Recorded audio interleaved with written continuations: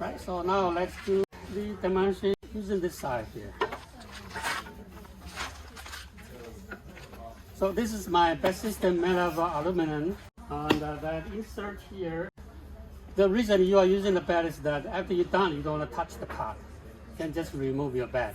But the bed usually is taking a lot of room, especially when you make a bowl and you have like 12-inch or 14-inch bed. It's going to take a lot of room on your shelf space.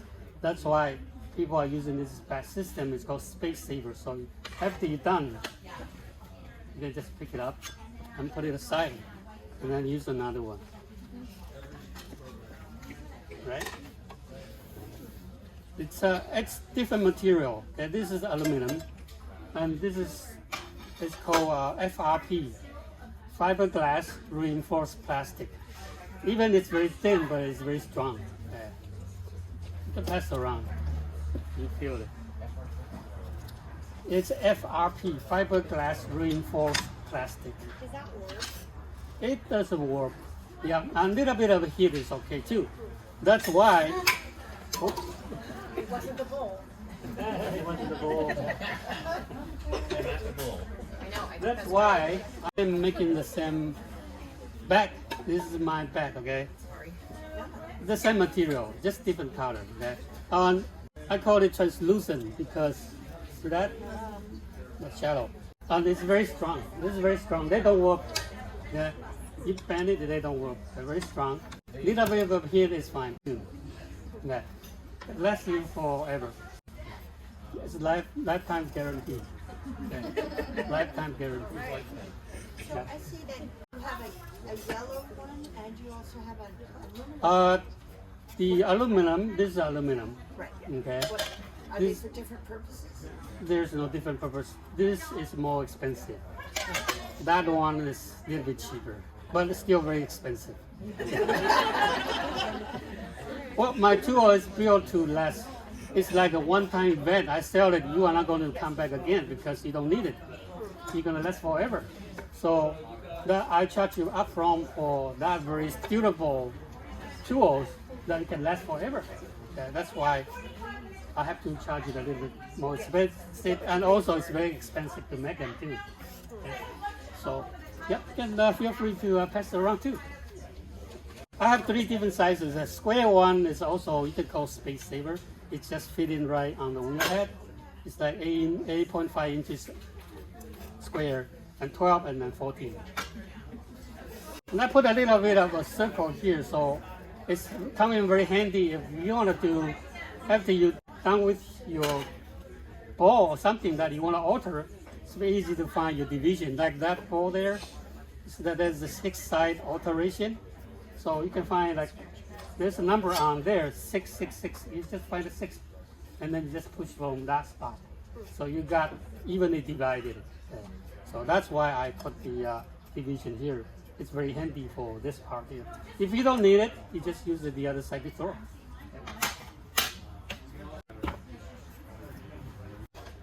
Also, to talk about this tool, another function.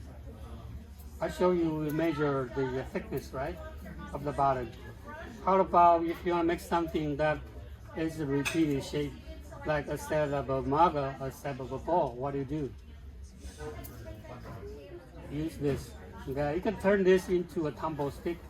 Okay, the Tombo stick is, Tombo is the Japanese term. It's dragonfly. The shape looks like a dragonfly. It's a tool. You cross it over. You put it here. It's close.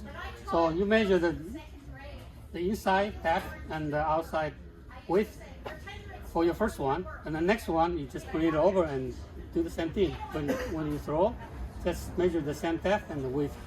You can repeat it. On the outer part here, you can trim. You can remove it easily, as long as the inside depth and the width is the same. How do you hold it? Here is the trick. This is the little rubber band, or we call O-rings. So you put the O-ring here, slide it in, hold it here. Probably easier to insert from the bottom. This is a brand new rubber band, so it's very stiff, but see that you can hold it in position. And then there's a smaller one. You just put it from the side. Then I dip them in water, wipe them off, and dry them on some wet trees. He said it's $18. Pardon the advertising. So you throw the same width and the same depth. There's 6 templates in each set. This one I call You can repeat it. Yeah, repeat it.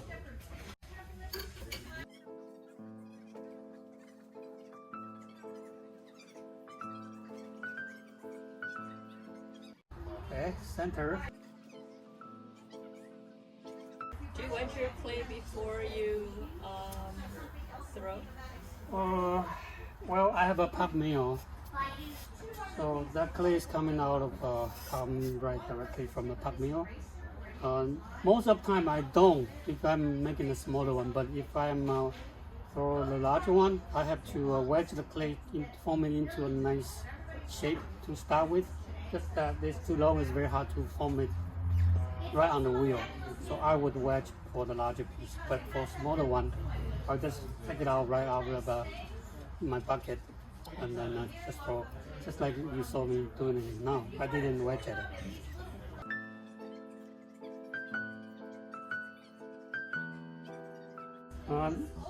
Some people do have trouble getting, if you are throwing the ball, getting the curve forming nicely. So that's why I developed this kind of tool. So this is the rib. It's not like the usual rib, because the special design for this rib is that this part here, it has a curve. So if you cross over the center point, usually you don't want to get your rib cross the center point. Why? Because it's the wrong direction. Your tool is going to gouge it. But this special design here is take care of the problem. So even you push on the left hand side, it's okay, because the curve is going to go smoothly. You just push hard, and you see that inside is forming a very nice curve. And you can keep on continue pull up the curve from whatever you compressed it.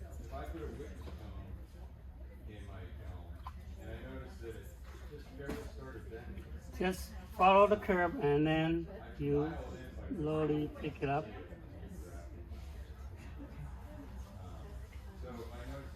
And if you are afraid of losing the curve, you can compress it again. Yeah, dampening it to hold it in place. And You can keep on compressing it.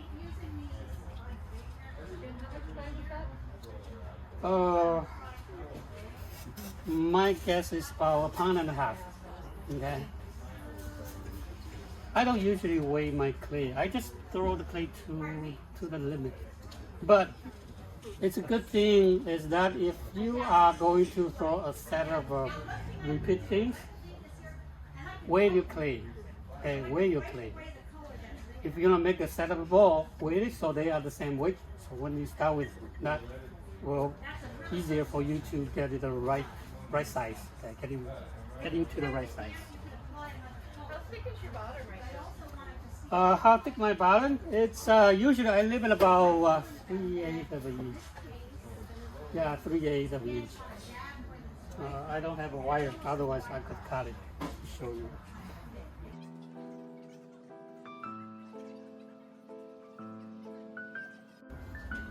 If you're afraid of losing the shape, you can also compress it, control it.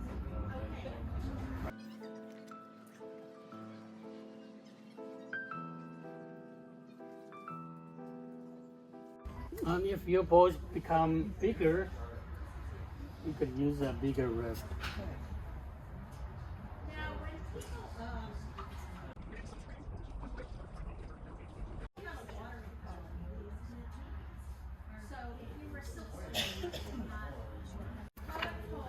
Sometimes if you don't want the texture from the wooden rib, you can use a rib to remove it. Just a very, very final touch using the rib. You just bend your rib there, and then hole against the inner part of the wall, because the wooden rib already make the inside curve nice and smooth. So all you want is just get rid of all the texture from the round rib. Okay, right. So that's the bowl, and you're going to repeat it. Push your dial, push your push it.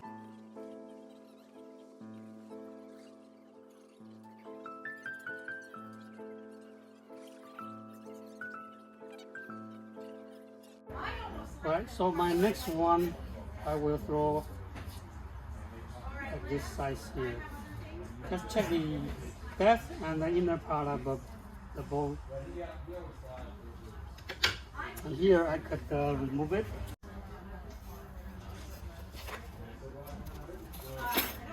Before I remove it, also I'd like to introduce another tool.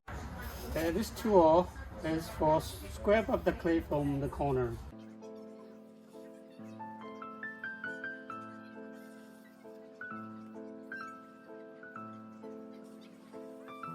Right, you could remove it. I call this number 17 for if you are spinning the wheel counterclockwise. Number 18 if you want to cut it on your left hand side.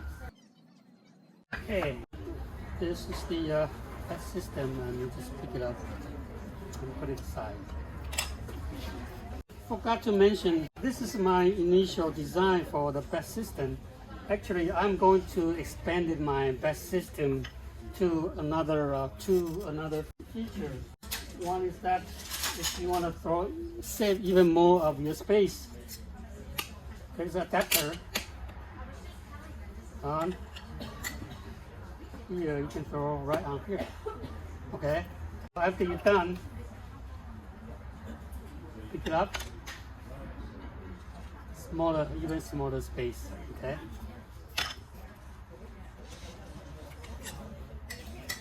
And another feature still developed.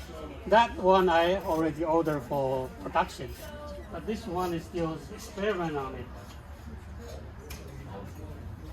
I call this footprint. You can print it on the foot.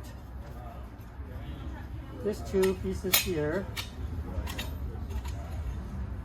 put it on, slice it in.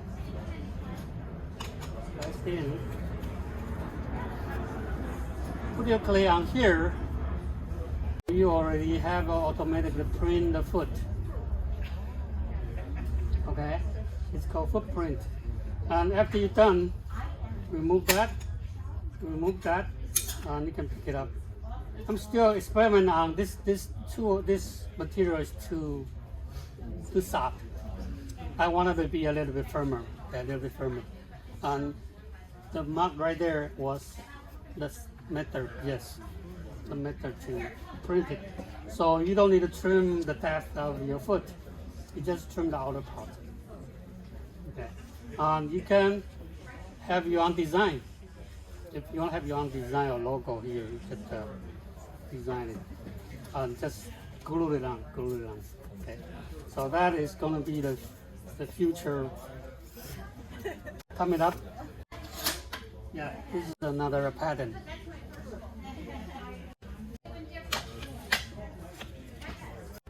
How about use that?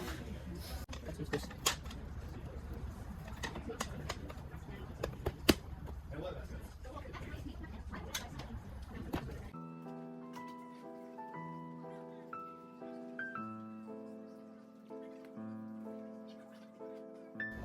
Okay, center.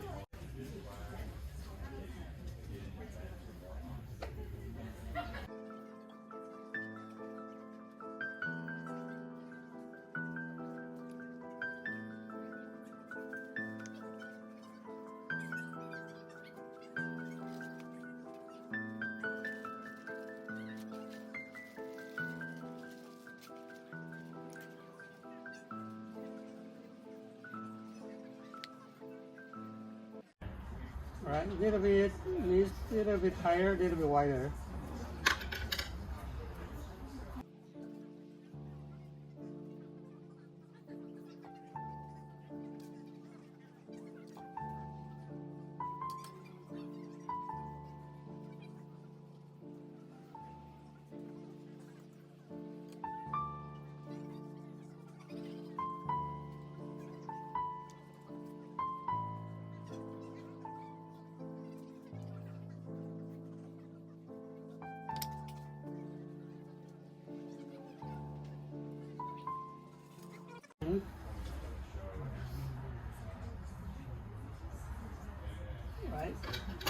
good.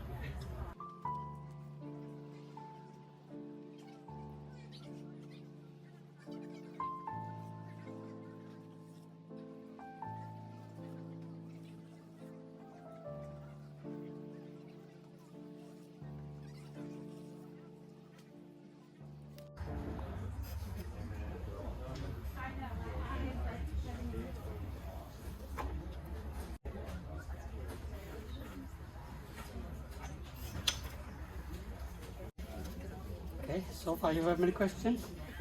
No?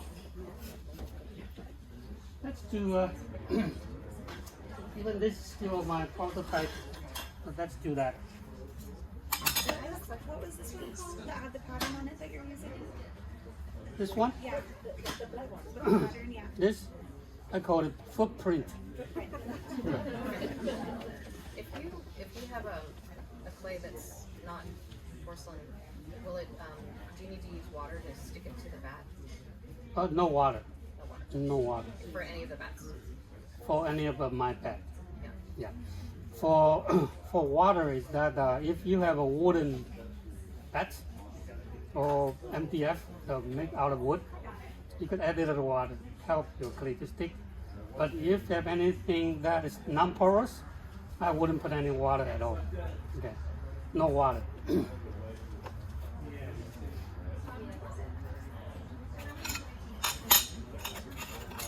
So this one's not for sale yet, right? Still prototype? Yeah, still prototype. Actually, when I'm experimenting on it, I find out this is spinning.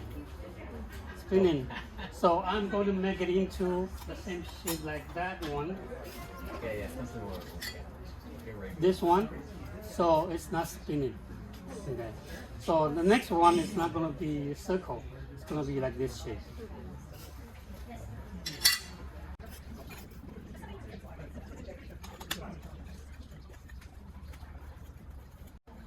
And this is still my prototype. I just use a knife to cut it, so it's not very nice fit here.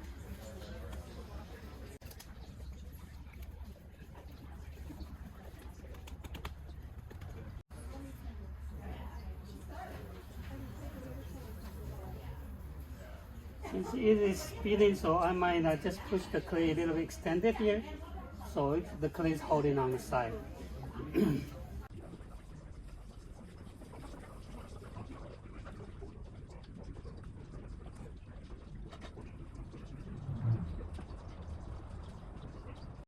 So remember, when you are using this footprint, you're not going to trim the foot, the depth of the foot. So you have to get it the right thickness. Okay. You can use a needle tool to check it. What is the right thickness? Usually I leave it about 3 millimeters. Okay. So you can get a needle tool there, and then I would say about this thick. Can you see it? That thick. And this is also my other tool. It's for compressing the floor, compressing it. Because you want the footprint to be printed more clearly, so you push it. Okay, you hold it against it and then push it down. So your footprint will be printed on more clearly. Okay.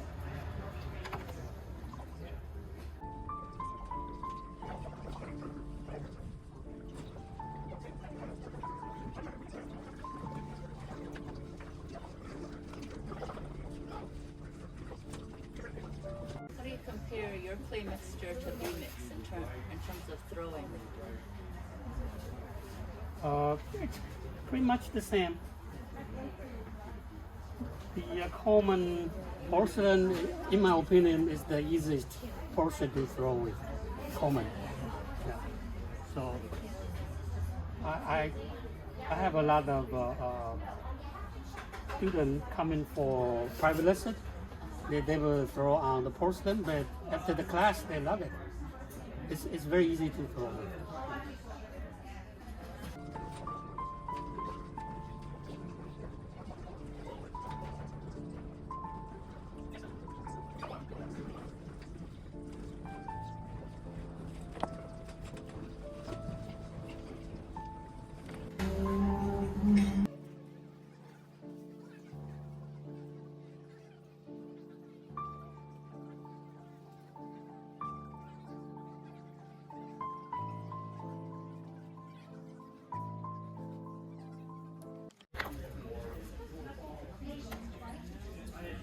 use the other side to push the inside so it will be smooth.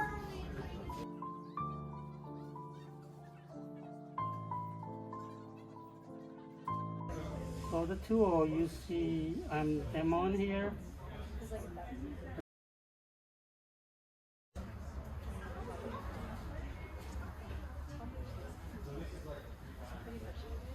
Big my number 17. That's the case.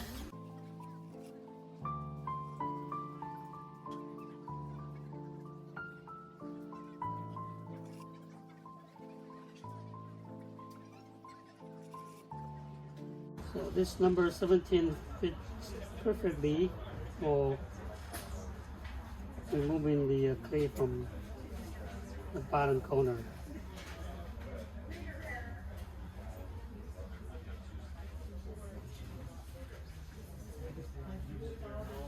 Right? It's a wet trimmer. You trim it wet. So that's how much clay you could remove from there.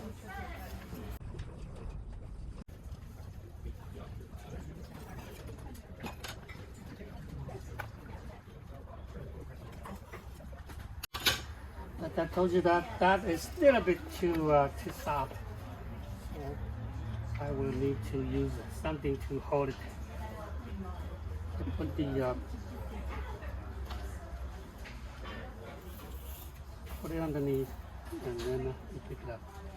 So you let it dry on the back and put it in the top? You let it dry on this footprint, and then once the top is firmer, you can peel it up easily. And the bottom you already have the your texture underneath, so you don't need to trim that part. All you want to do is trim the side here, trim the foot, and trim the side. How does shrinkage affect it? The shrinkage is fine because the middle, the footprint part, I intended to make it softer, so it's easier for you to separate from the foot.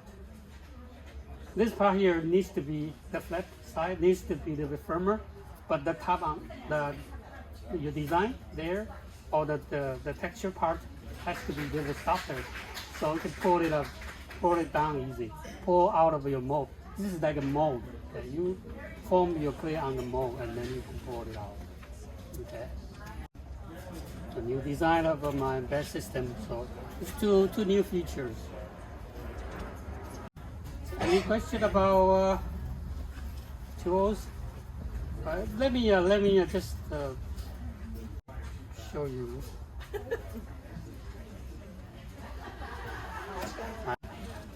So once it's firmer, you can peel it up easily. Okay, so that's the design of it. And I put a little bit of surprise design on the foot. Or if you don't like to trim the bottom, if you don't trim the bottom, that is a way to solve the problem. You don't need to trim it. You don't need to trim it. Or if you have your logo, you could put your own logo, so you don't need to sign it. Put your logo there. You get really lazy. Yeah, if you're really lazy. Okay. Any other question about that? That's really cool. Cool. Okay. But the first thing is you need to buy my bed system. Right?